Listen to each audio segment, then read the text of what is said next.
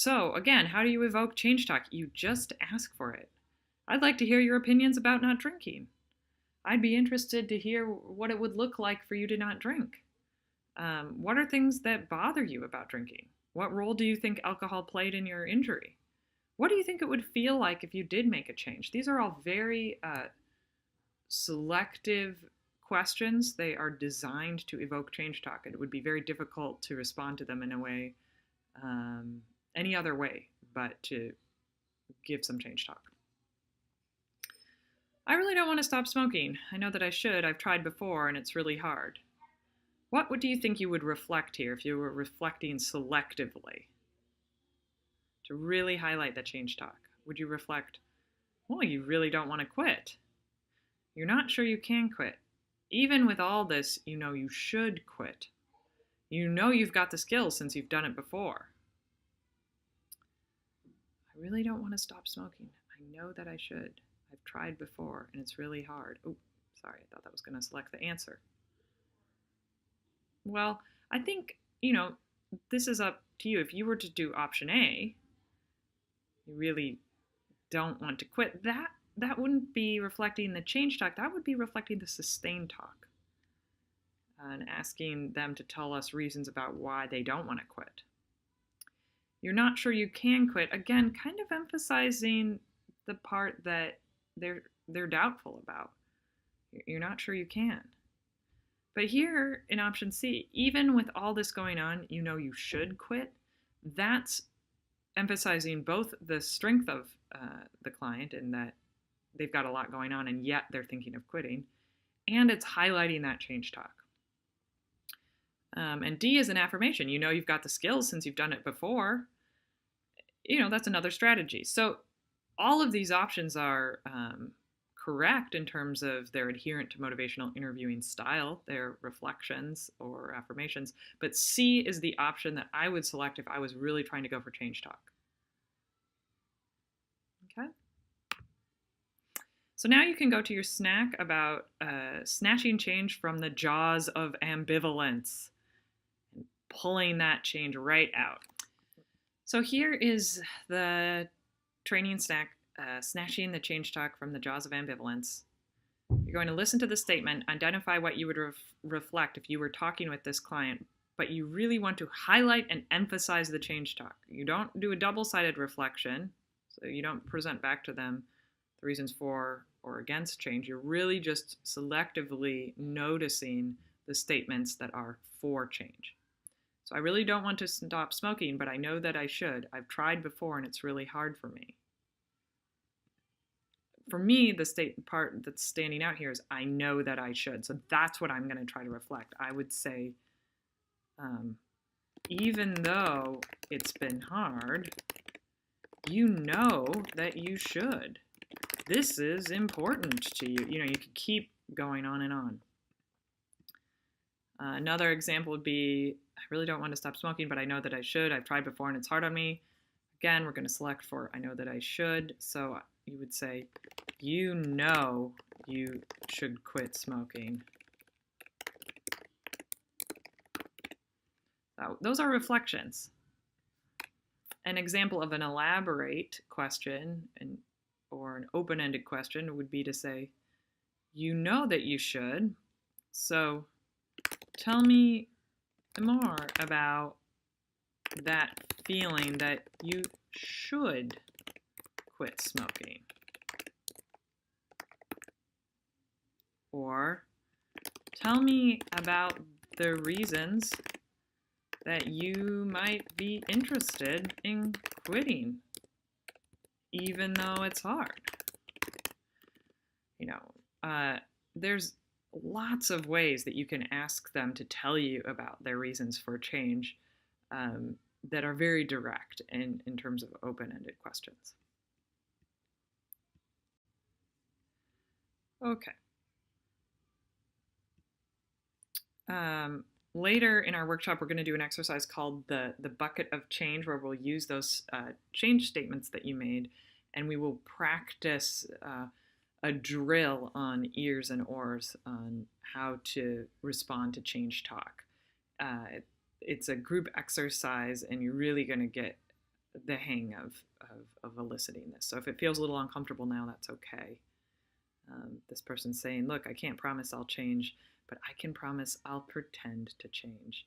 And remember, in MI, it doesn't matter to us. Even if we feel like a person is lying and they're saying, well, I might change, and you're not sure, it doesn't matter. Just reflect that. Just ask questions about that and get them to elicit all the reasons they might imagine changing. Okay, we're continuing to learn strategies for evoking change talk. This section of the module really talks about very specific strategies. These are not ways that counselors necessarily would naturally talk. They're techniques. And as such, I think they do take some practice. They're not totally unique to MI. You'll see them in other strategies. But it's a little bit different than kind of naturally reflecting and blowing on the flames of change talk. These are strategies that when you employ them, you necessarily will get change talk. Continuing along our MI roadmap here. So there are specific questions or ways you can ask for change talk. And one way that I like to train people in how to ask for change talk is to actually put the cart before the horse, so to speak, and start with the change statement. So the statement of, sometimes I don't feel so good in the morning. Let's imagine this person is talking about using some drugs. And they say, sometimes I don't feel so good in the morning. What would be the question that you could ask that would elicit that particular change statement? So if that's the change statement you're interested in, think to yourself, well, what could I ask that would get that change statement? What could I say to the client? Sometimes I don't feel so good in the morning. What I would ask is, what are the downsides of using drugs? Or what does it feel like in the morning? That could be another type if you happen to know already that they weren't feeling so good. But really asking for, what are the downsides? What are the things that are not so good? And those questions actually could work for all these statements. I could wind back up in prison. My girlfriend doesn't like it. So you can ask for the other side of the ambivalence by listening, what are the downsides? Some people conceptualize readiness to change as being a combination of importance and confidence. And as importance and confidence grow, readiness to change grows. Most of the time, you find that people have one particular vector higher than the other. So most people actually think change is important, but they're often not sure they can do it, or they've had past failures. And so they end up being a little bit lower in their conceptualization of how ready they are to change. So we like to ask about those things separately. Steve Rolnick, who was one of the co-authors of the first version of motivational interviewing, who really works in primary care settings, you've already seen a video of him, he likes to use this strategy of looking at importance on a scale of 0 to 10, or from 1 to 10. So for 1 to 10, how important is it for you to make a change? And let's say they say, actually pretty important, it's a 7. You would ask, well, why isn't it a lower number? Oh, well, I've been thinking about making this change for a long time, and my spouse wants me to do it. They would just start listing reasons for change. What would it take to give it a higher number? Well, I'd have to, I'd really have to focus on it. I'd really have to start making a plan. So both of these questions, why isn't it lower, or what would it take to give it higher, both of them elicit change talk. And then you can ask the exact same questions for how confident are you? Why isn't it not lower number? And what would it take to give it a higher number? I'm going to show you a preview of a snack here, training snack, that looks at that. So in this training snack, I'm asking you, the trainee, how important is it for you to make a change in your counseling style based on this MI training so far on a scale of 0 to 10. So you would give it, your own number and wonder, why isn't it higher and why isn't it lower?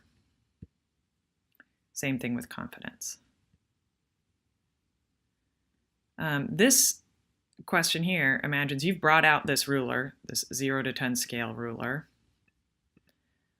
What would you ask to a patient to use this technique to assess the importance of making a change? What would you say? So when you get the ruler in front of you, what do you say? This is kind of asking you about these questions here. How confident are you that you can make a change? How important is it?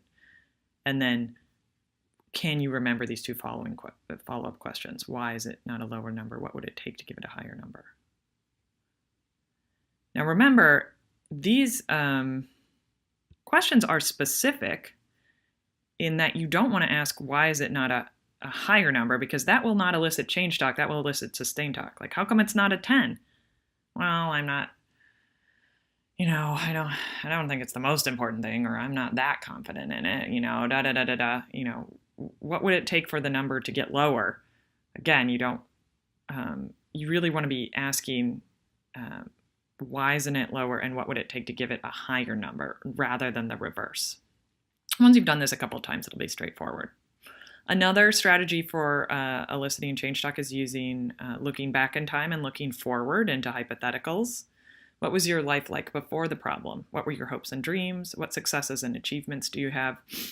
I often find that patients sometimes that have had a significant traumatic event that has led to their substance use or led to their risk behavior do imagine that their life could at some point get back to what it was like before the traumatic event, which, if you use a different style of counseling that's trauma focused, that's not actually the goal. It's not to return it to this pre-traumatized state, but to use kind of acceptance and processing and have some appreciation for this new life.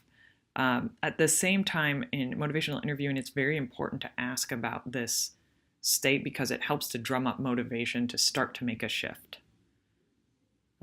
So looking at people's, life before their problems got so bad reminds them of a sense of who they were and who maybe they want to be. Same thing for the hypothetical. I especially use this for situations where someone just knows they cannot change in that particular moment, as in like their readiness or confidence is 0. They might see it as a future goal, but just in the present moment, they're pretty set on the idea they don't want to change. This is a great way to elicit change talk. It's like, we don't really care if they're not wanting to change right now. We can still talk about what it might feel like if they were to. If we had a magic wand and we could say, you have unlimited resources and time to be able to devote to this problem, like, what would it feel like if you did make a change? How do you see yourself 5 years from now? If nothing changes, what do you see if you did? So you can elicit change talk regardless of people's stage of readiness, which is another reason, again, why MI has kind of moved away from the necessity of categorizing people as resistant or not ready to change, because really it doesn't impact the amount of change talk you can elicit and the ability of that patient to talk about change. So you can just kind of leave reality to the side and talk about the fantasy a little bit of that, and it will open up potentially new doors for that person. This is another exercise that I really actually like to use with teens, although you can use it with anyone. I think college students is perfect, where you look at their values. So kind of defining what their ideal self is and focus on their personal values, and look at the difference between one's ideal self or what they value and where they currently think they are at. So this exercise I like because it moves away from focusing on, the bad behavior or the negative things that the person has been doing and how to remedy those, and really looks at like, what's the kind of person you want to be like? What are the things you value? How are you going to get there to be that person? And necessarily the target behavior comes up in that conversation. If they're in prison and they value being with their family, you don't necessarily have to ask them, how are you going to get out of prison, or what will you do? You can be like, what's the kind of person you want to be like? What would it take to get there? And that was a very literal example of prison, but a lot of people feel kind of stuck and in prison metaphorically in all sorts of different situations. So to do this values exploration in your workbook, I've included a couple of handouts. One's the values bullseye, and there's another one that has you list and rank values. So you can take a look at that in your own time, and feel free to copy those handouts for your clients as well. Also, if you go on the internet, maybe I'll put a link in the workbook as well. There's something called the values card sort, where you can take all the values that are in the list in your workbook and actually put them in on index cards and have people sort them according to what are the values they find the most important. And then, so some of this is interesting from a self-exploration standpoint, but from a motivational interviewing and evoking standpoint, really what we're looking at is what would it take to get to that person that's really living by their values. What are you going to do? So that's that kind of strategy for evoking change talk. Finally, there's good old pros and cons strategy. What do you like about your drinking? What else? What are the downsides of your drinking? What else? And summarize both the pros and cons. I think this is for starting out, and I think you'll see me do this in the role play, this is a great strategy. It doesn't involve rulers and cards and workbooks. It's just, what do you like about your behavior? What do you see as the downsides? Summarizing them and handing them back to the patient, and then asking that key question.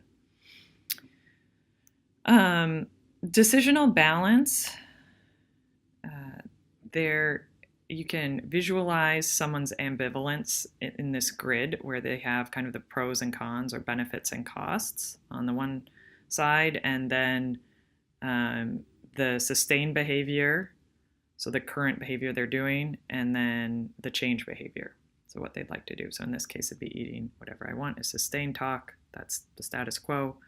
Eating healthier is change talk. So you can, and this handout is also in your workbook, you can actually sit down with your patients with this sheet and work through each quadrant. What are the benefits of eating whatever you want? What are the costs of eating whatever you want? What are the benefits of eating healthier? What are the costs of eating healthier? And as it's filled out, you'll see, life could be better in this one category. You see on the diagonals here that you're going to get change talk. So the benefits of changing, life could be better, and the costs of staying the same. I have problems. That's kind of summarizing that in these quadrants, they're almost eliciting the same thing. And you'll hear patients say that when you go work through this grid. They'll be like, oh, the same thing that I just said. Other times you won't. Other times it will highlight something new. The benefits of staying the same and the costs of changing are going to elicit sustained talk or reasons to not change. And so you're kind of getting both sides of the ambivalence and you're visualizing it. Again, this is great for people that are visual learners, for kids, concrete thinkers, or really anyone could benefit for this as long as they're kind of in that active mode where they want to be working on something and writing things down in therapy. Okay, and then let me just show you here in the training snack.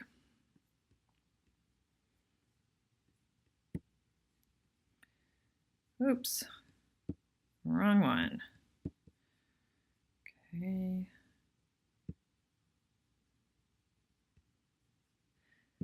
Fine. There is a decisional balance online if you want to fill that out for a particular behavior that maybe you are thinking about or you used in a role play, and see if you can work it out online. You can also do it on paper in your workbook during the actual role play, but we want to give you a chance to fill it out on here too. Okay.